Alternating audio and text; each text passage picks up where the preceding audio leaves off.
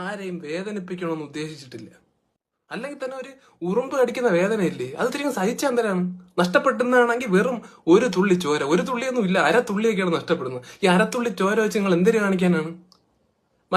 നമുക്ക് കപ്പയും മീൻകറിയൊന്നും തിന്നാൻ പറ്റൂല, പൊറോട്ടയും ബീഫും ഒന്നും തിന്നാൻ നമുക്ക് ദഹിക്കൂല. നമുക്ക് ആകെ ദഹിക്കുന്നത് ചോരയാണ്. അതുകൊണ്ടാണ് അത് കുടിക്കേണ്ടി വരുന്നത്, മനസ്സിലാക്കണം. വേറെ ഏതൊരു ജീവിയും കൊല്ലുന്നതിന് മുമ്പ് നിങ്ങൾ ഒന്ന് ആലോചിക്കും, കൊല്ലണോ, ഒരു ജീവനല്ലേ എന്നൊക്കെ ആലോചിക്കും. നമ്മളെ കാര്യത്തിൽ മാത്രം അതൊന്നുമില്ല. ഒപ്പന കളിക്കും പോലെ അല്ലേ കുടുംബക്കാരെല്ലാരും കൂടെ സന്ധ്യയാകുമ്പോൾ മുറ്റത്തിറങ്ങി നിന്നിട്ട് അടിച്ചടിച്ച് കൊല്ലുന്നത് നമ്മളെ പിള്ളേരെ. എന്നിട്ട് നമ്മളെ കൊല്ലാൻ വേണ്ടി മാത്രം ഒരു പ്രത്യേക ടെന്നീസ് ബാറ്റും ഡിസൈൻ ചെയ്ത് നീയൊക്കെ. പാമ്പിനെ, വിഷവിത്തായ പാമ്പിനെ കൊല്ലാൻ പോലും ഒരു യന്ത്രം ഇതുവരെ ഉണ്ടാക്കിയിട്ടില്ല, പക്ഷെ നമ്മളെ കൊല്ലാൻ ഉണ്ടാക്കി. പിന്നെ പാമ്പ് വീട്ടിൽ കയറിയാലും അതിഥി എന്നും പറഞ്ഞ് അതിനെ ഒന്നും മനസ്സ് വിഷമിപ്പിക്കാതെ എവിടെയും കൊണ്ട് തുറന്നുവിടും. നമ്മളെ കാര്യത്തിൽ എന്തുകൊണ്ട് അങ്ങനെ ചെയ്തുകൂടാ?